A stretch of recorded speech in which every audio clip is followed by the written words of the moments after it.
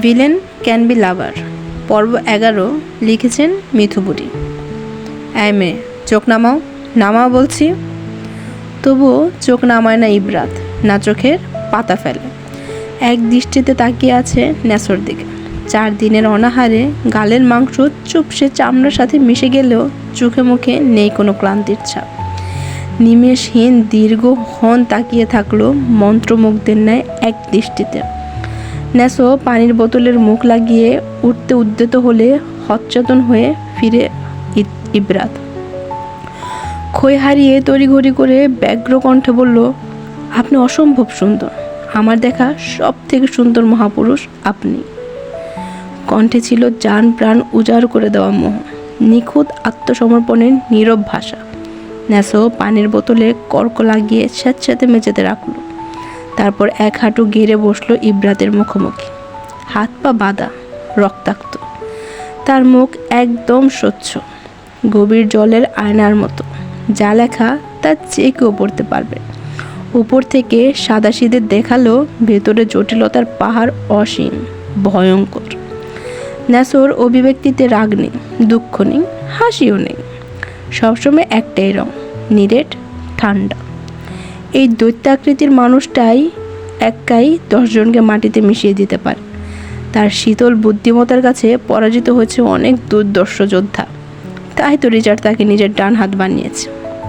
এতটা পথ পেরিয়ে এসেছে নেসো, অথচ এই কঠিন খোলাসের বাইরে এখন আর বেরোতে পারে না। ওর কণ্ঠে নেই কোনো উত্তাপ, নেই অযাচিত ক্ষুব্ধতা, কেবল বরফ শীতল স্বরে বলল, আমার হাতে কাটা মানুষের মাংসের সাইজগুলো দারুণ নিখুঁত হয়। ঠান্ডা কণ্ঠের বাক্য হলেও তাতে ছিল এক নিজস্ব ওজন। এই গভীর শ্বাসরুদ্ধকর শব্দ ছিল ইবরাতের ধারণা ক্ষমতার অনেক বাইরে। ভেতরে ভেতরে ভয় জমলেও মুহূর্তের উৎকণ্ঠা কাটিয়ে তাকালো নেসোর সুগভীর নিকষ বাদামি আঁখিতে। ইবরাতের উচ্চতা নেসোর বিশাল কাঠামোর নিচে পড়ে। বাধ্য হয়ে গা রুচিয়ে দেখতে হয় ওকে। এতক্ষণ তাকিয়ে থাকতে থাকতে গাড়ে ব্যথা ধরে গেল, কিন্তু হৃদয় স্পন্দন যেখানে থমকে আছে সেখানে ব্যথারই আর কী বা মূল্য। বেহায়া মন, নিষ্প্রভ দ্বিধাহীন দৃষ্টির সব কিছুই অপরাধীর মতো নেসের উপর আটকে রইল। তবু আপনি মহাপুরুষ আমার কাছে। এতক্ষণে নেসের অভিব্যক্তিতে সামান্য পরিবর্তন দেখা গেল। একপাশে ঠোঁট বাঁকিয়ে ঠান্ডা হাসল সে। ইবরাতের কান বরাবর শক্ত পুরুষালী হাত রাখলো দেয়ালে। সামান্য ঝুঁকে এলো ওর দিকে। নেসোর গাঢ় উষ্ণ নিঃশ্বাস ইবরাতের মুখ ছুঁয়ে যাচ্ছে। শির দ্বারা বেশ শীতল একটা স্রোত নেমে গেল। বুকের ভেতর কেমন যেন চাপ ধরে আসছে। হঠাৎ লজ্জায় সদ্ভিত ফিরে পেল ইবরাত। বেহায়া দৃষ্টি এবার নত করল, কিন্তু সেই দুর্দমনীয় মন কি এত সহজে আর হার মানে? এত কাছাকাছি থাকা, এত উত্তপ্ত উপস্থিতি, আলিঙ্গনের সুযোগ কি হাতছাড়া করা যায়? না, কক্ষণই না।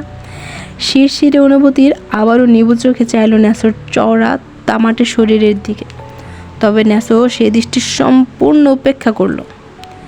কাট কাট গলায় বলল, ওয়ানা ডাই? ইবরাতের জবাব আসতে দেরি হলো না। I just wanna be yours. এবার নেসোর কপালে এক রাশ বাজ পড়ল। ইবরাত থেকে খানিকটা সরে দাঁড়িয়ে শীর্ণ স্বরে বলল, খুব পাকা পাকা কথা বলছো। 4 দিন না খেয়েও 1 ফোঁটা এনার্জি কমেনি দেখি। পানি দেওয়া বন্ধ করে দিতে হবে এবার। হঠাৎ বিষণ্ণতায় চুপসে গেল ইবরাতের তনুমন। ঘাড় ঘুরিয়ে তাকালো পাশের ছোট লোহার খাঁচার দিকে। দূর থেকে দেখলে মনে হয় যেন কোনো অন্ধকার ঘরে ইঁদুর ধরার ফাঁদ পাতা হয়েছে। আর ভুলক্রমে সেখানে আটকা পড়েছে এক মধ্যবয়সী নারী। 4 দিনের অনাহারে সবিতা বেগমের শরীর নিস্তেজ হয়ে এসেছে। ছোট্ট খাঁচার চারপাশে আবার তার কাটার বেড়া। নড়াচড়া তো দূরের কথা, উঠে বসারও উপায় নেই। নিস্তেজ শরীর নিয়ে ঘুমিয়ে আছেন তিনি, যেন কোনো ক্লান্ত বিধ্বস্ত পাখি। ইবরাত মায়ের দিকে তাকাতেই বুকের ভেতর মোচড় অনুভব করল। সমস্ত মুগ্ধতা, সমস্ত ভালো লাগায় নিমেষে মুছে গিয়ে চোখে শ্রাবণ মেঘের ধারা বইতে শুরু করল। কণ্ঠ বুঝে এলো কান্নায়। ফ্যাসফ্যাসে স্বরে বলল, দয়া করে আমার মাকে কিছু খেতে দিন, এভাবে শুধু পানি খেয়ে বাঁচা যায় না। ব্যথাত্মর কণ্ঠের গুরুতর অনুরোধও হাসতে হাসতে উড়িয়ে দিল নেসো। ঠোঁট কামড়ে বুড়ো কুচকে বলল, তুমি বাঁচবে কি করে? ইব্রাত চোখের জল মুছে ধীর কণ্ঠে জবাব দিল, আপনাকে পাওয়ার জন্য হলেও আমাকে বাঁচতে হবে। ইব্রাতের তাৎক্ষণিক বিলম্বহীন জবাবে এবার সম্পূর্ণ দৃষ্টি ওর ওপর দিল ন্যাসো। এলিজাবেথের মতো অপার সৌন্দর্য না থাকলেও ইব্রাতের মধ্যে এক ধরনের মায়া আছে, অপরিসীম, গভীর, বাদনহীন। উজ্জ্বল শ্যামলা চেহারায় 4 দিনের অনাহারের ছাবি স্পষ্ট, পুষ্টিহীনতায় ক্লান্ত, হরিণের মতো টানা চোখ জোড়া নিচে অবাধ্য কালো দাগ জায়গা দখল করেছে।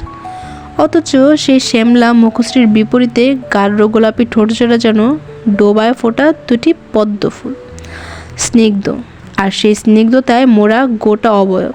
তবে ন্যাসো সেই স্নিগ্ধতার বিপরীতে চিবুক শক্ত করল, দৃষ্টি কঠোর, গলার ঠান্ডা, চিবিয়ে চিবিয়ে ইটালিয়ান অ্যাকসেন্ট বলল, খুব কষ্ট হচ্ছে মায়ের জন্য না?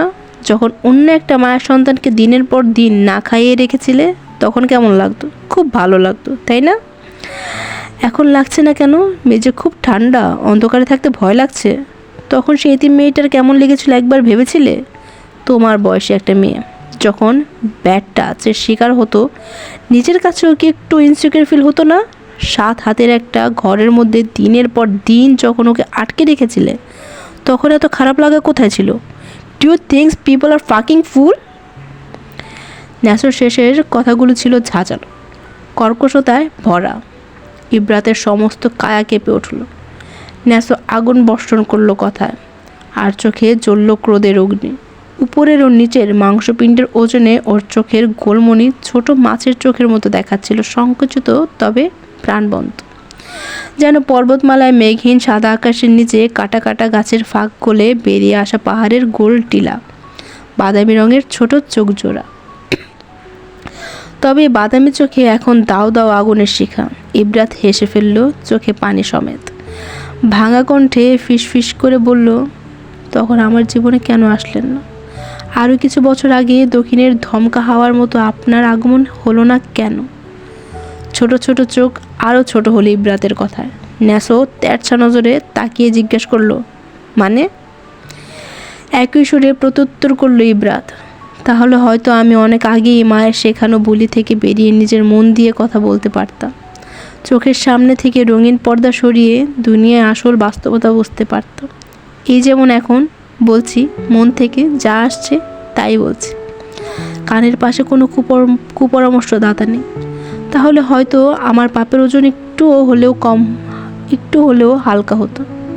বিশ্বাস করুন, আমি সত্যি অনুতপ্ত আমার কাজের জন্য। প্রেমে পড়ে আমি বুঝেছি কষ্ট কী জিনিস। খুব সুখে থেকে আমি কখনো এলিজাবেথের কষ্ট অনুধাবন করতে পারিনি। একটু থেমে ইব্রাত চোখ নামালো, কণ্ঠে অভিমান মেশানো স্বীকারোক্তি। সেদিন আপনাকে প্রথম দেখায় এক বুক ভালো লাগা ছেয়ে গিয়েছিল মন। বুকের ভেতর দ্রিম দ্রিম শব্দ থামছিল না। সেই কঠিন মুহূর্ত আমি ছিলাম এক অন্য জগতে, সুখের দোলায় দুলছিল মন। কিন্তু যখন আপনি চলে গেলেন তখন বুঝলাম আমার শূন্য শূন্য লাগছে। সেদিন থেকে আমি প্রথমবারের মতো এলিজাবেথের কষ্ট বুঝতে শুরু করি, অনুভব করতে শিখি হারানোর যন্ত্রণা। আমি আম্মুকে অনেকবার বোঝানোর চেষ্টা করেছি। বিশ্বাস করুন, আমি আপনার পাপের প্রায়শ্চিত্ত করতে চাই। আমি আমার পাপের প্রায়শ্চিত্ত করতে চাই। আমাকে দয়া করে সাহায্য করুন। আপনাদের বসকে খুঁজতে অনেক চেষ্টা করেছি আমি আর বাবা, কিন্তু কোথাও পাইনি। প্লিজ বলুন না এলিজাবেথ কোথায় আছে, কেমন আছে? অনুশোচনার জর্জরিত কথাগুলো উপেক্ষা করে উঠে দাঁড়ালো ন্যাসো। চলে যাওয়ার জন্য উদ্যত হয়। তখনই পেছন থেকে ইব্রাতের অদ্ভুত যত সব প্রেমগীতি তেড়ে আসলো। তবুও থামে না ন্যাসো, এগোতে থাকে। ভালোবাসি আমি আপনাকে। সারা জীবন এভাবেই বন্দি করে রাখুন, আর যেভাবেই রাখুন আপনার কাছেই রাখুন। আমরা বাঙালি মেয়েরা মরলেও ভালোবাসার মানুষের কোলে শেষ নিঃশ্বাস ত্যাগ করতে চাই। এতেই থামে না ইব্রাত, নিস্তেজ স্বরে অনড়ভাবে বলতে থাকে, ভালোবাসা পায়ে ঠেলার জিনিস না, বুকে পুষে আগলে রাখতে হয়, নয়তো নষ্ট হয়ে যায়। আপত্তি নেই। পায়ের গতি নিটোল রেখেই বলল ন্যাসো গুরুগম্ভীর গলায়। চিলিতে হাসল ইব্রাত, এবার মৃদু চেঁচালো দুর্বল গলায়, ধ্বংস হতে চাই আপনার প্রেমে। ন্যাসো থামলো, একপাশে গাড় বাঁকালো, তবে পিছনে ফিরে তাকালো না। অদৃশ্য দূরত্ব বজায় রেখে রুষ্ট কণ্ঠে বলল, এই প্রেমে বিধ্বস্ততা ছাড়া কিছুই নেই, ধ্বংস তো তুমি হবেই মেয়ে। ইবরাত কিছু বলার সুযোগ পাওয়ার আগেই লম্বা লম্বা পদক্ষেপ বেসমেন্ট সারল নেসো। কালো পোশাকধারী দুজন গার্ডের সামনে এসে শক্ত কণ্ঠে নির্দেশ দিল, আজ থেকে পানীয় যেন দেওয়া না হয় এদের। গার্ডদের নিশ্চুপ সম্মতি দেখে তপ্ত শ্বাস ফেলল নেসো। পায়ের গতি ধীর করে বাগান বাড়ির ভেতর প্রবেশ করলো, যেখানে অপেক্ষা করছে রিচার্ডের হিংস্র আচরণ, যার সম্মুখীন হওয়ার জন্য নিজেকে নিটোল করে নিতে হবে। ক্লোরোফর্মের প্রতিক্রিয়া কাটতেই পিট করে চোখ খুলতে চেষ্টা করলো এলিজাবেথ। চোখের পাতায় যেন কেউ বিশাল আকৃতির পাথর রেখে দিয়েছে। অধিক ওজনে টলমল করছে, খুলতে পারছে না চোখ। তুলার মতো নরম বিছানায় সাথে ধনুকের মতো বাঁকানো শরীর লেপ্টে আছে। অনুভব করছে সে। আশপাশের শব্দগুলো বলে দিচ্ছে এখন সে সুস্থ সবল, আবাসিক কোনো এলাকায় আছে। গাড়ির হর্ন শোনা যাচ্ছে, খুব সম্ভবত কাছেই ব্যস্ত কোনো রাস্তা, যেখানে বিরতিহীনভাবে ছুটে চলছে যানবাহন বিভিন্ন গন্তব্যে। খোলা জানালা দিয়ে আসছে সতেজ বাতাস, প্রশান্তিময় মুক্ত প্রকৃতির গন্ধমাখা। বহুদিন পর সে বাতাস ছুঁয়ে দিচ্ছে এলিজাবেথের শুষ্কতায় খড়িয়ে যাওয়া শরীর। বহু কসরত করে অবশেষে চোখ খুলতে পারল এলিজাবেথ। চোখের পাতা খুলতেই ফাঁক গলে উন্মুক্ত হলো এলিজাবেথের নিকষ সুগভীর কালো আঁখিযুগল। তবে সোডিয়াম লাইটের তীর্যক আলোতে তা বেশিক্ষণ টিকতে পারল না। আলো চোখে পড়তেই দ্রুত হাতে চোখ ঢেকে ফেলল। কিছুক্ষণ নিয়ে ধাতস্থ হলো। আবারও চোখ মেলে উঠে বসতেই বিস্ময়ে ছানা বড়া হয়ে গেল ওর চোখ। হতভম্ব দৃষ্টিতে পুরো কক্ষ জুড়ে বুলিয়ে নিল নজর অবিশ্বাস্যভাবে।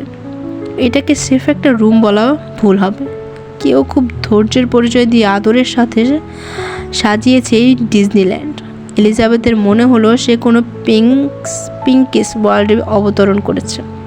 ক্লোজার থেকে শুরু করে বিছানার বেডশিট, বালিশ, সোফা, পর্দা সব কিছুই পিঙ্ক, যেন কোনো ছোট্ট মেয়ের স্বপ্ন সত্যি হয়েছে। এমন ব্যক্তিগত কক্ষের জন্য কত মেয়ে না স্বপ্ন দেখে। খুব কম সংখ্যক নারীর আছে যারা পিঙ্ক অপছন্দ করে। এলিজাবেথের চোখে এখনো বিস্ময়ের ছায়া। মনে হচ্ছে সে এখনো স্বপ্নের মধ্যে ঘুরছে। স্যাঁতস্যাঁতে রান্নাঘরের শক্ত মেঝে আর রিচার্ডের ভয়ঙ্কর ডার্ক থিমের ঘর থেকে সাজানো রুমে এসে সে নিজেকে মানতে পারছে না। কখনো বাচ্চাদের একটা কমন ট্রিক কাজ দেয়, এমনই কিছু মনে করে এলিজাবেথ নিজেকে ঘর থেকে বের করার চেষ্টা করলো। জিভ দিয়ে ওষ্ঠ ভিজিয়ে হাতে চিমটি কাটলো একটু জোরে। নখের দাগ বসে লাল হয়ে গেল পাতলা চামড়ায়। ব্যথায় চোখ মুখ কুঁচকে ফেলে এলিজাবেথ। ঠোঁট কামড়ে দম আটকে কাপা কাপা চোখের পাতা আবার মেলে। এবার চোখ কোটর থেকে বেরিয়ে আসার উপক্রম। মনে হলো না এটা সত্যি, বাস্তব। বেডসাইডের দিকে তাকাতেই চোখ বড় বড় হয়ে যায়। দিন দুনিয়া কুলকিনারা হীন হয়ে হাসতে থাকে খিলখিল করে। হাতের বাঁধনের থেকেও বড় সাইজের দুটি ডোরেমন সযত্ন ধরতে গিয়েও ব্যর্থ হয়। এতক্ষণ বিস্ময়ের কারণে ডোরেমন দুটোকে খেয়ালই করেনি এলিজাবেথ। নারীসুলভ আচরণে আত্মসমর্পণ করে আবেগ হয়ে ওঠে এলিজাবেথ ছোটবেলার কথা মনে করে। একসময় তার বাবা নিজ হাতে তার রুমটিও এভাবে সাজিয়েছিল তাদের ছোট্ট কুঠিরের মধ্যে। ওর জন্য একটি ছোট রাজপ্রাসাদ তৈরি করেছিল। সেখানে ছিল না কোনো কমতি, শুধুই মায়া, ভালোবাসা এবং যত্ন। অ্যালোকেশি, অতি পরিচিত মধুমিশ্রিত মাতাল স্বরে স্তম্ভিত ফিরে পায় এলিজাবেথ। দরজার সামনে খাবার ট্রে হাতে দাঁড়িয়ে থাকা কৃষ্ণগহ্বরে তাকাতেই চোখ জল জল করে উঠল ওর। ঠোঁটের কোণে প্রশান্তিময় হাসির অস্পষ্ট ঝলকানি। চোখ ভিজে এলো। ছুটে গিয়ে হামলে পড়ল পুরুষালী বক্ষপটে। অজরে কাঁদতে থাকে। পুরুষটা রুক্ষ, শক্তপোক্ত, খসখসে হাতটা রাখলো এলিজাবেথের মাথায়। কিছুটা সময় দেয় এলিজাবেথকে নিজেকে সামলে নেওয়ার জন্য। দুর্বাদ্য মেয়েটি দীর্ঘ সময় পর প্রিয় মানুষের ছায়ায় আশ্রয় পেয়ে আর নিজেকে ধরে রাখতে পারে না। কান্না থামে না ওর, বরং ক্রমশ বাড়তে থাকে প্রতিটা মুহূর্তে। বক্ষপীঠের মালিকও যেন এই দৃশ্য থেকে এক অদ্ভুত তৃপ্তি পাচ্ছে। আটকে রাখতে চায় না নিজেকে। যুগান্তরের পর প্রিয় ছায়াটি কাছে পাওয়া, তাও আবার এত নিবৃত্তে, এক আশ্চর্য শান্তিতে ভরে তোলে বুক। মরুভূমির খড়খড় বুকে এক ঝিলিক বৃষ্টি যেন ফোঁটা ফোঁটায় ছড়িয়ে যাচ্ছে। একে অপরকে হারিয়ে ভুলে গেছে নিচের টুকরো কাচের খণ্ডাংশ। কিন্তু আর পারল কোথায়? এতক্ষণ আড়ালে দাঁড়িয়ে আড়ম্বরে ঘুমিয়ে থাকা মেয়েটির দিকে তাকিয়ে হৃদয় যতটা প্রশান্তি পেয়েছিল, এখন ঠিক তার থেকেও বেশি যন্ত্রণাদায়ক লাগছে সেই কান্না। আড়ষ্ট মেয়েটির কান্নার তীব্রতায় কেঁপে ওঠা প্রতিটি ঝাঁকুনি বুকের পাঁজরে হাতুড়ির আঘাতের চোখ গভীর। হৃদয় গহ্বরে যেন এক ঝড় ওঠে। লোকটা অস্থির হয়ে ওঠে এলিজাবেথের কান্না থামানোর জন্য। অ্যালোকেশি, অ্যালোকেশ, এভাবে কাঁদে না, পাখি, গলা বসে যাবে তো। কান্না থামায় না এলিজাবেথ। এই শ্রাবণের বাঁধ আজ এত সহজে থামবে না। ছটফট করতে থাকা মানবটি উপায়ন্ত না পেয়ে দু হাতের আঁচলায় চেপে ধরে এলিজাবেথের ভেজা দুটি গাল। কেঁদে কেঁদে চোখ মুখ লাল হয়ে গিয়েছে। কাপা কাপা চোখের পাতা মিলে তাকালো এলিজাবেথ। দুটো খাদযুক্ত দৃষ্টি একত্রিত হতেই মানবটির বুকে হিমশীতল হাওয়া ছেয়ে গেল। ঠোঁট গহ্বরে ফাঁক গলিয়ে বের হলো প্রশান্তিময় নিঃশ্বাস। কণ্ঠস্বর খাদে নেমে যায় এলিজাবেথের কান্নায়, অস্পষ্ট স্বর আওড়ায়, আমি আবারও হেরে গেলাম ভালো মানুষ। যে সই তাকেই কেন সারা জীবন সইতে হয়? বেঁচে থাকার শেষ আশাটুকু হারিয়ে ফেললাম আমি। তোমার কিচ্ছু হয়নি অ্যালোকেশি, এভাবে বলবে না প্লিজ। মানে না অচেতন মন। পাগলের মতো কাঁদতে থাকে এলিজাবেথ। কাঁদতে কাঁদতে মেঝেতে বসে পড়ল। মানবটিও হাঁটু ভেঙে বসলো এলিজাবেথের সামনে। অনুভব করলো মাত্র কয়েক ঘন্টা আগে তার রাজ্যে আগমন করা এই লাস্যময়ী নারীর কান্নাগুলো যেন বিচ্ছে তার বক্ষপিঠে, যা মৃত্যু যন্ত্রণা সমতুল্য। জমে থাকা সকল কষ্ট আজ উষ্ণতার চাদরে আবদ্ধ হয়ে মোমের মতো গলে ভেতরে তাণ্ডবীয় জ্বর তুলে দেয়। উন্মাদের মতো নিজের চুল টানতে থাকে এলিজাবেথ। মানবটি ঘাবড়ে গিয়ে আবারও বুকের সাথে শক্ত করে চেপে ধরে এলিজাবেথকে। ছোটার জন্য মুচড়ামুচড়ি করতে থাকে এলিজাবেথ। বুকের মধ্যে এলোপাথারি কিল ঘষে দিয়ে যাচ্ছে, তাও ছাড়ে না মানবটি। অনুভবের বুকের সাথে চেপে রেখে স্বাচ্ছন্দ্যের সব ব্যথায় সহ্য করে নিচ্ছে। কান্নার বেগের সাথে তীর তীর করে কাঁপতে থাকে এলিজাবেথের শরীর। আপনি আরও আগে কেন আসলেন না ভালো মানুষ? কেন আসলেন না বলুন না। শান্ত হও অ্যালোকেশি, আমাকে ক্ষমা করে দাও। আমি সে সময় দেশে ছিলাম না, থাকলে এমনটা কখনোই হতে দিতাম না। বিশ্বাস করো, নিজেকে শক্ত করো। আঘাতপ্রাপ্ত মানুষ একদিন সব ভুলে গেলেও রব ভুলেন না। ক্ষতিগ্রস্ত ব্যক্তির প্রতিটা আর্তনাদ, প্রতিটি শব্দ, অডিও ভিডিও রেকর্ডিং সব কিছু উপরওয়ালার কাছে মজুদ আছে। প্রতিশোধ যদি বান্দা নিত তাহলে অর্ধেক ভালো ছিল, কিন্তু শাস্তি যখন রব নেবেন নিশ্চয়ই তার জগৎ অত্যন্ত কঠিন হবে। নিশ্চয়ই আমাদের রব সরিষার পরিমাণ জিনিস ভুলে না।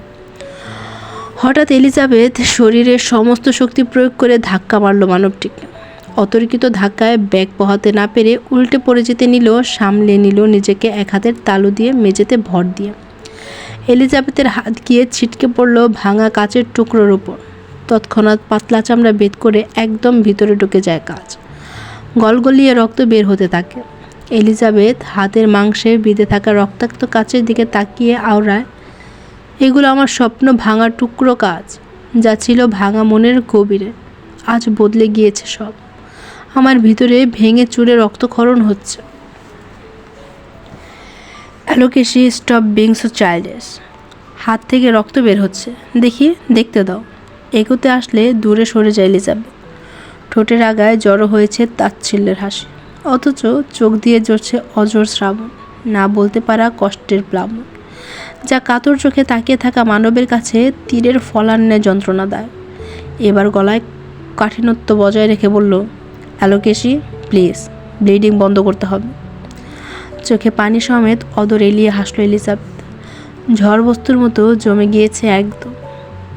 আর মনে যে রক্তক্ষরণ হচ্ছে, তা রক্তের প্লাবনে ভেসে যাচ্ছে আমি। অপর পাশ থেকে শোনা যায় বিলম্বহীন জবাব, দাগ গেঁথে যাওয়া ক্ষত সরানোর ক্ষমতা হয়তো আমার নেই, তবে কথা দিচ্ছি প্রতিটি ক্ষতের দাগ শুভ্র ফুল দিয়ে ঢেকে দিব আমি। কেউ দেখবে না, কোনো দিন না। আর আপনি যদি বাক্য দ্বারা আমাকে নিয়ে, আমার দেখা নিয়ে, তবে নিজের চোখ দুটো নিজ হাতে নষ্ট করে দেব আমি। দেখব না আমি তোমার ক্ষতের দাগগুলো, তবুও সারিয়ে দিতে চাই আমি, মন থেকে চাই। সব মিথ্যা। আপন মানুষগুলি যখন পারলো দূরে ঠেলে দিতে, আর আপনি, এই আপনি তোমার, শুধুই তোমার এই আপনিটা। কিছু কিছু সম্পর্কে রক্তের বন্ধনের প্রয়োজন হয় না, অ্যালোকেসি।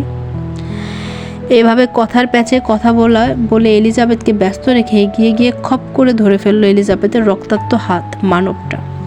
স্তম্ভতি ফিরে পায় এলিজাবেথ। এর মধ্যে মানবটি পাঞ্জাবির পকেট থেকে রুমাল বের করে হাত চেপে ধরে। জোড়াজোড়ি করতে থাকে এলিজাবেথের হাত ছাড়ানোর জন্য। একসময় গলা ছেড়ে চেঁচালো, আমাকে ছুবেন না, আমি অপবিত্র। এলিজাবেথের কথায় থমকে যায় মানবটি।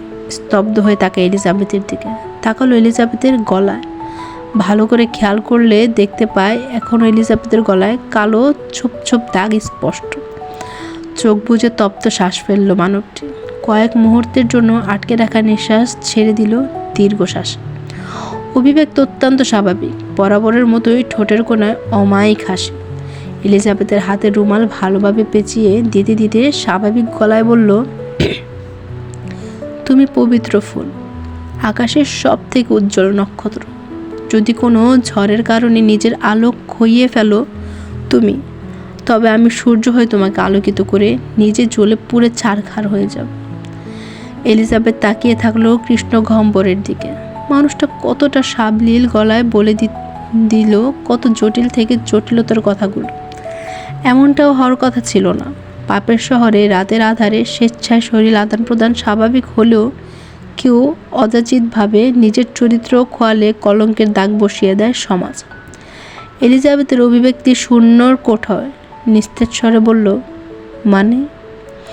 মানবটি রুমাল দিয়ে কাটা জায়গা সুন্দর করে পেঁচিয়ে দিল। ওর হাতে লেগে থাকা রক্তগুলো নিজের গায়ে চাপানো পাঞ্জাবিতে রঙের মতো লাগিয়ে দিল। চোখ বড় বড় হয়ে যায় এলিজাবেথের। বুঝতে পারে না এরকম উদ্ভট কাজের কারণ। সাদা শুভ্র পাঞ্জাবি রক্তজবার অঞ্জলি রঙের রাঙিয়ে যায়। ম্লান হাসল লোকটা, হেসে বলল, লাগিয়ে নিলাম অপবিত্র রক্ত, নিজে অপবিত্র হয়ে গেলাম। চলো এবার পবিত্র হই, একসাথে পবিত্র বন্ধনে আবদ্ধ হয়ে। কথাগুলো বলার সময় লোকটার গলায় ছিল না বিন্দু পরিমাণ জটিলতা, জড়তা। নিরুদ্বেগ ভাব নিয়ে দ্বিধাহীনভাবে বলে দিল অভ্যন্তরের কথাগুলো, যেগুলো লোকটার মুখে একদমই মানায় না। ব্যক্তিত্ব, প্রফেশন কোনো দিক দিয়েই যায় না উদ্ভট কথাগুলো তার সাথে। এলিজাবেথের অভাব দেখে ফিচলে হাসলো মানবটি। পেলব দু হাতে রাখে এলিজাবেথের গালে। মানবের হাতের স্পর্শ লাগতেই যেন কারেন্টের শর্ট লাগলো। ছিটকে দূরে সরে যায় এলিজাবেথ। সেই এলিজাবেথের ইনসিকিউরিটি বুঝতে পেরে কিছুটা দূরে সরে বসে। দাঁতস্থ গলায় বলে দিল এক অপ্রত্যাশিত কথা, বিয়ে করবে আমায় অ্যালোকেসি? মাথায় যেন ভাঁজ পড়ল এলিজাবেথের। আকাশ থেকে চাঁদ টপকে পড়েছে সোনার মতো চমকালো। মানে এসব আপনি কি বলছেন? সবটা জানার পরও? সবটা জেনেই বলছে অ্যালোকেসি, আমার হও, সুযোগ দাও আমাকে শুভ্রতার রঙে রাঙিয়ে দিতে। গম্ভীর হয় এলিজাবেথের কণ্ঠস্বর। কোথায় আমি আর কোথায় কি যাতা বলো? এবারের বাক্য শেষ করার আগেই ছটফট করে উঠল মানবটি। ব্যগ্র গলায় বলল, এই আপনি তোমার, শুধুই তোমার এই আপনিটা। আমি পারবো না আপনাকে ঠকাতে, মাফ করবেন আমাকে উদ্ধার করো অ্যালোকেসি প্লিজ। কপালে বাজ বাসমান হলো এলিজাবেথের। উদ্ধার মানে? তোমাকে হারানোর ভয়ে তিলে তিলে শেষ হয়ে যাওয়া থেকে রক্ষা করো আমাকে। হ্যাঁ আমি জানি তুমি হয়তো আমাকে তেমনভাবে ভাবোনি কখনোই, কিন্তু আমি ভাবি সে শুরু থেকে। সঠিক সময়ের অপেক্ষায় ছিলাম আমি, কিন্তু মাঝখান থেকে এক ধমকা হাওয়া এসে সব উলটপালট করে দিয়েছে। অনেক কষ্ট করে আবারও তোমাকে ফিরে পেয়ে চলে যাবে। আর হারাতে চাই না, প্লিজ আমার হয়ে যাও। তোমার সকল দায়িত্ব নিতে চাই আমি, সারিয়ে তুলতে চাই তোমার মনের ক্ষতগুলো। আপনার সুন্দর জীবনে আমি নোংরা লাগাতে চাই না ভালো মানুষ। অ্যালোকেসি, লুক এট মি পাখি। ঘুরে দাঁড়ানোর জন্য একটি শক্ত হাতের প্রয়োজন হয়। আমি তোমাকে আমার হাত বাড়িয়ে দিচ্ছি। দেখো যা হয়েছে তাতে তোমার কোনো হাত নেই। এভাবে নিজেকে গুটিয়ে রেখো না। আমরা চাইলে আবার নতুন করে সব শুরু করতে পারি। সব কিছু আমাদের হাতে নেই। জীবনে এমন অপ্রত্যাশিত অনেক কিছুই হয়। আমরা চাইলে শেষটা সুন্দর করতে পারি অ্যালোকেসি। আমার স্ত্রী হিসেবে সমাজের স্বীকৃতি দিতে চাই তোমাকে, মুছে দিতে চাই তোমার সকল কলঙ্ক। চাঁদেরও কিন্তু কলঙ্ক আছে, তবুও মানুষ সবসময় তার প্রিয় মানুষকে চাঁদের সাথেই তুলনা করে। আর তুমি তো আমার বাগানে ফোটা সবচেয়ে রঙিন ফুল, যা স্নিগ্ধতা আর শুভ্রতায় হিংসে করে বাকি ফুল। তুমি হাতটা শুধু ধরো, আমি দেখিয়ে দিব সত্যিকারের সম্পর্কের মানে কি। বিরতিহীনভাবে কথাগুলো বলে হাত বাড়িয়ে দিল লোকটা। এলিজাবেথ ভেজা চোখে একবার তাকালো সুখের আশায় বাড়িয়ে দেওয়া হাতের দিকে, অতঃপর তাকালো কাতর দুটি চোখে। সহসায় চোখ বুজে কান্না চেপা কণ্ঠে বলল, আমি পারবো না আপনাকে কখনো স্বামীর অধিকার দিতে। নিজের শরীরের ওপর ঘৃণা চলে এসেছে আমার। ভালোবাসা মানে হলো আলিঙ্গন, আর আলিঙ্গন মানে প্রচণ্ড জোরে শক্ত করে জড়িয়ে ধরা, যেন পাঁজরের ভেতর পাঁজর ঢুকে যায়, হোক সেটা শারীরিক বা মানসিক। তোমার শরীর চাই না আমার অ্যালোকেশি, শুধু চাই তুমি আমার পাশে থাকো শেষ সময় অবধি। তোমার অনুমতি ছাড়া তোমার শরীরে স্পর্শ করব না আমি, কথা দিলাম। ভালোবাসার সমস্ত অনুভূতিগুলো হারিয়ে ফেলেছি আমি অপেক্ষা করব। Take your time. যেদিন তুমি আমার ভালোবাসার আত্মসমর্পণ করবে, সেদিন হবে আমার সব থেকে সুখের দিন। এই পৃথিবীতে সব থেকে খুশি থাকবো আমি সেদিন। সে পর্যন্ত আমি অপেক্ষা করব, চেষ্টা চালিয়ে যাব তোমার মনে ভালোবাসার ফুল ফোটানোর জন্য। তবে শোনো, যেদিনই প্রেমের ফাঁদে পা দাও না কেন, অগ্রিম বার্তা দিয়ে নিও মেয়ে, না হয় এত বড় ধাক্কা সহ্য করতে পারবো না।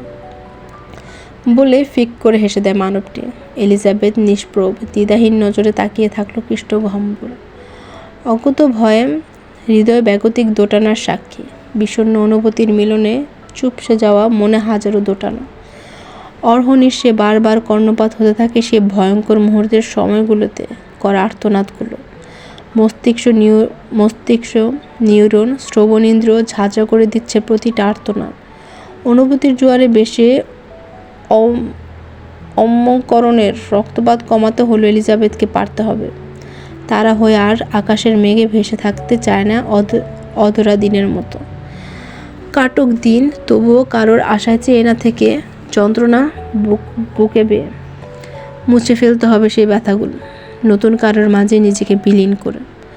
দোটানা থেকে বেরোতে পারে এলিজাবেথ। কেউ আসুক, ভালোবেসে ভরিয়ে দেখ মন। আসুক এক নতুন সকাল, ভেঙে দিয়ে কালো অতীত, বর্তমান রুদ্ধ করে স্তব্ধ আকাশের ঝিলিক দিয়ে উঠুক এক নির্মল বিশুদ্ধ দৃষ্টি। হৃদয় কপাটে আনাচে কানাচে ধোলখাক কর করে সজীব বসন্তের দোলনা। এলিজাবেথ সব ভুলে চোখ জোড়ালো আলো নিয়ে মানুষটার কৃষ্ণগহ্বরে তাকালো, যে কাতর চোখে তাকিয়ে আছে তার দিকে। চোখে এক রাগ উদ্বিগ্নতা, উৎকণ্ঠা, বাড়িয়ে রাখা হাত আশাবাদী আশায়। অতীতকে এক মুহূর্তের জন্য কালো অন্ধকারে ঠেলে দিয়ে বর্তমানে ফিরে আসে এলিজাবেথ। শুধু চায় বর্তমান, এমন একটা সময় যেখানে নেই কোনো জোর জবরদস্তি, ধ্বংসযোগ্য পাপাচারে নিবিষ্ট অন্তহীন মরীচিকা। আছে শুধু নমনীয়তা, কোমলতা। ফোঁস নিঃশ্বাস ছাড়ে এলিজাবেথ। কাঁপতে থাকা হাত রাখলো পুরুষালী, খসখসে, কুটিল। দৃষ্টযুগলের আলঙ্গিন ধীর হলো। মানবটির ঠোঁট গহ্বরের ফাঁক গলে ছুটে চলল প্রাপ্তির হাসি, যে হাসি মিশে গেল আকাশের বাতাসে। এলিজাবেথকে সাবধানে তুলে নিয়ে খাটে বসালো। কান্নার তোর কমে এলো এলিজাবেথের। শান্তির স্রোত বহমান মুখশ্রীতে। মানবটি এলিজাবেথের হাত দু হাতে আবদ্ধ করে নিল। নিদারুণ কোমল স্বরে বলল, এই যে আজ ছোলাম, বিয়ের আগে আর ছুব না, আর কোনোদিনই তোমার অনুমতি ছাড়া ছুব না তোমাকে। একটু পর কাজে আসবে, খেয়ে নাও। এলিজাবেথের হাত ছেড়ে ইন্টারক্রমে কল করে মেয়েটকে নতুন করে খাবার নিয়ে আসতে বলল। সে আবারও গিয়ে বসলো এলিজাবেথের পাশে। এলিজাবেথের অভিব্যক্তি মলিন, মানবের চোখের তৃষ্ণা যেন মিটে না। অনড়ভাবে তাকিয়ে থাকলো এলিজাবেথের রক্তাভ মুখে। আমি কোথায় আছি? দেওয়ান মঞ্জিলে। চমকে ওঠে এলিজাবেথ। রসগোল্লার মতো গোল গোল চোখ কোটর থেকে পারলে বেরিয়ে আসে। বিস্মিত স্বরে বলল, কতক্ষণ যাবত এখানে আছি? কাল রাত থেকে। এখন কটা বাজে? এখন সন্ধ্যা 7টা বাজে। চমকে উঠল এলিজাবেথ দ্বিতীয়বারের মতো। শুকনো ডোক গিলে বলল, এতক্ষণ ঘুমিয়েছি আমি? মানবটি অপরাধের ন্যায় মাথা নত করে ফেলে। ঠোঁট কামড়ে স্মৃতি হেসে বলে, আসলে ক্লোরোফর্ম একটু বেশি পড়ে গিয়েছিল। এবার চোখ ছোট ছোট করে চাইল এলিজাবেথ। সরাসরি দৃষ্টিতে নিক্ষেপ করে নিকটে চোরের মতো চুপসানো মুখে বসে থাকা মানবটি। ওটা আপনি ছিলেন? না, তোমাদের পাড়ার দস্যু পাগলা। ফিক করে হেসে দেয় এলিজাবেথ। বহুদিন পরে ঠোঁটে ফুটে সে চঞ্চল হাসি, যা মনোমুগ্ধরভাবে তাকিয়ে দেখলো মানবটা। হঠাৎই হাসি থেমে গেল এলিজাবেথের। চেহারায় চিরায়িত গম্ভীর ভাব ফিরে আসে। আমাকে ডাক দিলেন না কেন? আর সত্যিটা আপনি জানলেন কি করে? আর ওই গোপন জায়গায় বা কীভাবে পৌঁছালেন আপনি? কীভাবে? আমার চাচা চাচি কেমন আছে? ওই পাষণ্ড ওই পশুটা তাদের কোনো ক্ষতি করেনি তো? ইব্রাত ঠিক আছে তো? আরে আরে, শ্বাস তো ফেলো, ধীরে ধীরে প্রশ্ন করো, আমি উত্তর দিচ্ছি। অস্থিরতা কমন এলিজাবেথের, ছটফটিয়ে ওঠে, বলল, বলুন না।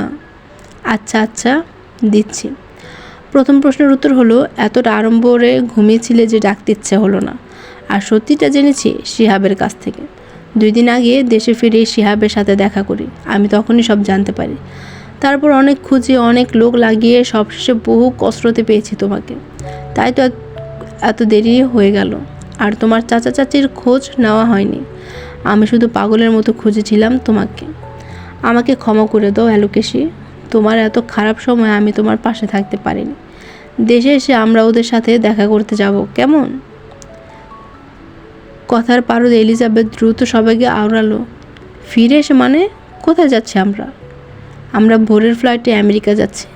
কেন? আপাতত ওটাই আমাদের জন্য সেভ। ওই গ্যাংস্টার এখন দেশে আছে, নিশ্চয়ই পাগলের মতো খুঁজছে আমাদের। রিচার্ডের কথা মনে পড়তেই বিষাদ ছেয়ে গেল এলিজাবেথের মন। আবারও চোখ ভিজে আসে। ভাঙা গলায় শুধায়, কেন আমার এই নোংরা জীবনের সাথে জড়াতে চাচ্ছেন? কতদিন পালাতে পারবেন এভাবে? অপর পাশ থেকে শোনা গেল রাশভরি আওয়াজ, বলল, গোপনীয়তা হলো শক্তি। মানুষ যা জানে না তা ধ্বংস করতে পারে না। আর তুমি তো আমার কাছে সব থেকে মূল্যবান জিনিস, যা সযত্নে আগলিয়ে রাখবো আমি সারা জীবন। শুধু একবার লিখিত দলিলকৃতভাবে আমার হয়ে যাও। কারোর সাধ্য নেই তোমাকে আমার থেকে আলাদা করার। বিষণ্ণ মন তবুও মানে না। চোখের সামনে ঝলক দিতে থাকে রিচার্ডের নৃশংসতা। হঠাৎ মৃত্যুপথযাত্রী রোগীর মতো ছটফট করতে থাকে এলিজাবেথ। ছটফটে গলায় বলতে থাকে, রেশমামা, নিশি, ওরা কোথায়? আমকে না পেয়ে নিশ্চয়ই জানোয়ারটা ওদের মেরে ফেলবে। যে করেই হোক ওদের বাঁচান প্লিজ। এই মাতৃছায়া আমি হারাতে চাই না। হারাতে সর্বশান্ত আমি। মানবের মুখে আধার নেমে আসে। এলিজাবেথের কাজে চেপে গেল পুরো বিষয়টা। এই সুন্দর মুহূর্ত নষ্ট করতে চায় না কোনোভাবেই। জলদ গম্ভীর গলায় বলে, তুমি চিন্তা করো না অ্যালোকেশি, আমি ওনাকে তোমার কাছে নিয়ে আসব খুব শীঘ্রই। এরই মধ্যে মেড খাবার নিয়ে আসে। এলিজাবেথ আর কোনো কথা বলে না, চুপ হয়ে যায় একদম। ডুবে গেল ভাবনার জগতে। পুরুষালী হাতটি যখন মুখের সামনে খাবারের লোকমা তুলল, তখন ধ্যান ভাঙল ওর। বিনা বাক্যে মুখে তুলে নিল এলিজাবেথ। এই ছোট ছোট যত্নের কাঙ্গালি দোষে ছিল এত কাল যাবত। এলিজাবেথকে খাবার খাইয়ে গিয়ে উঠে দাঁড়ায় মানব। বেডসাইড থেকে একটা খাম নিয়ে বাড়িয়ে দেয় এলিজাবেথের দিকে। প্রশ্নবোধক দৃষ্টিতে তাকায় এলিজাবেথ। তোমার পাসপোর্ট। ওইদিকে ক্লোজেট, প্রয়োজনীয় সকল কিছু আছে। ফ্রেশ হয় না, একটু পর কাজে আসবে বলে চলে গেল সে। এলিজাবেথ তাকিয়ে থাকে খামের দিকে, তবে দৃষ্টি সেখানে নেই। কানে বারবার বাজতে থাকে কাজী সাহেব। একটু পর শুরু হবে নতুন জীবনের সূচনা। আচ্ছা, অভাগীর কপালে কি সুখ আসে? কেমন হবে তার নতুন জীবন? তাকবীর কক্ষ থেকে বের হয়ে সিঁড়িতে পা রাখতেই দেখা গেল রেয়ানের সাথে। রেয়ান এ ভদ্রলোকের বাঁ হাত, গতরাতে যার হাত দিয়েই জড়েছিল রেশমার রক্ত। রেয়ান স্যার, আপনার কাছেই যাচ্ছিলাম। কেন? মন্ত্রিসভায় মিটিং ছিল 8টায়। আজকে সকল কিছু ক্যান্সেল করে দাও। কাজী আনতে পাঠাও কাউকে এক্ষুনি। রেয়ান ব্রুকুচকে বলে ফেলে, কাজী? হ্যাঁ কাজী, আমার বিয়ের কাজী। রেয়ান আর কোনো প্রশ্ন করেনি। সামনে দাঁড়িয়ে থাকা সুঠাম দেহের অধিকারী মানবের ঠোঁটের কোণে চিলিতে হাসি দেখে সম্মতি জানিয়ে কাজের জন্য বেরিয়ে পড়ল। ফুরফুরে মেজাজে নিচে নামতে থাকা মানবটি ঠোঁটের কোণ থেকে হাসির জলকানি সরানোর চেষ্টা করল না। নিচে এসে বসার ঘরে মুখোমুখি হয় পিতা তাজুয়ার দেওয়ানের সাথে। বয়স্ক লোকের চেহারায় বয়সের ছাপ দেখা গেল, শরীর এখনো বেশ ভালো অবস্থা।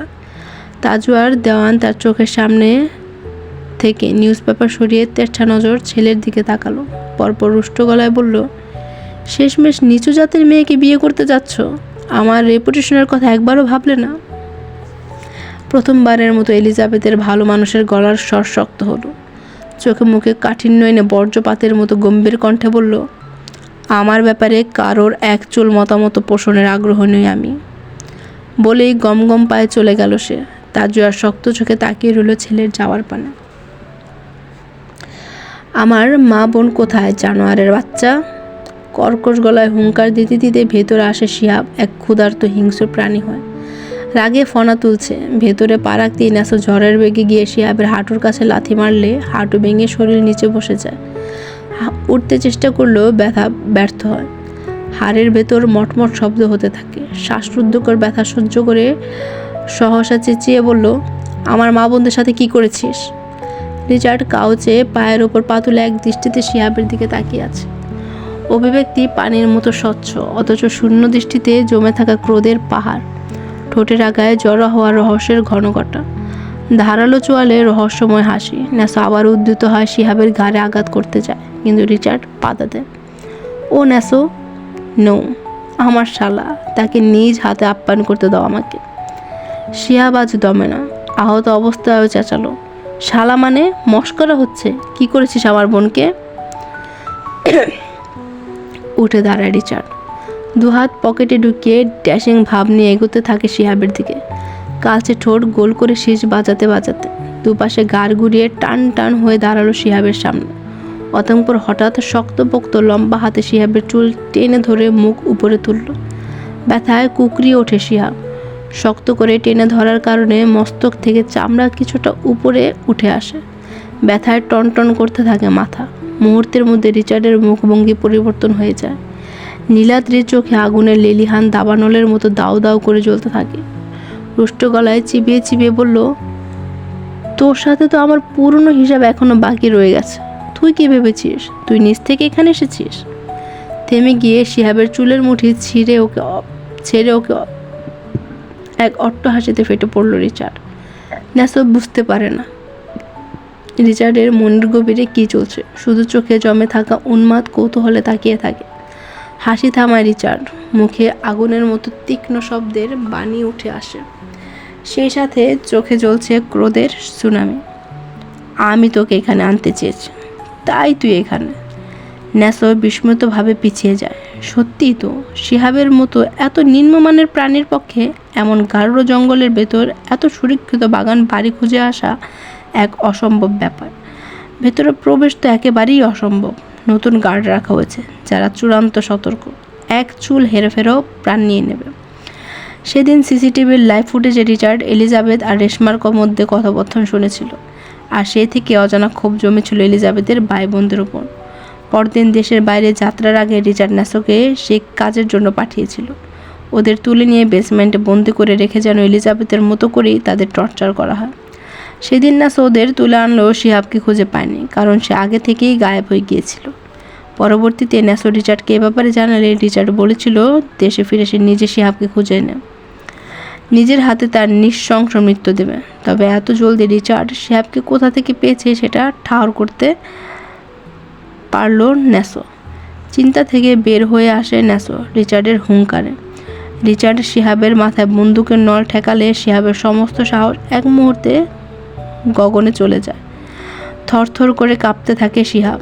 রিচার্ডের চোয়াল মটমট করছে, গর্জন করছে ফুলিঙ্গের মতো। কাটকাট গলায় বলে, সত্যি করে বল, কে ছিল? শিহাব জানে সে আজ নিঃশেষ হয়ে গেছে। রিচার্ডের মতো এক ভয়ঙ্কর গ্যাংস্টারের সামনে মিথ্যা বলা এক অমৃত্যু মৃত্যুর অপেক্ষা। গলা কাঁপছে, শরীর অস্থির, তাকবীর দেওয়ান। ঠিক সেই মুহূর্তে ঠাস, বন্দুকের সবগুলো গুলি শিহাবের মগজে ঢুকে গেল। ট্রিগার থেকে হাত সরিয়ে নেয় রিচার্ড। মুখে রক্তে ভেজা এক ভয়ঙ্কর হাসি। শিহাবের রক্তে সিক্ত হয় ওর পুরো মুখমণ্ডল। বিড়বিড়ে ওঠে পৈশাচিক সাইকো মস্তিষ্কের গর্জন। You won't be able to escape me, red. আজ এ পর্যন্তই। আগামীতে আবার আসবো নতুন আরেকটি সুন্দর এবং রোমাঞ্চকর পর্ব নিয়ে। সবাই ভালো থাকবেন, and please like, share and to subscribe আমার ছোট্ট উপন্যাসী আমি।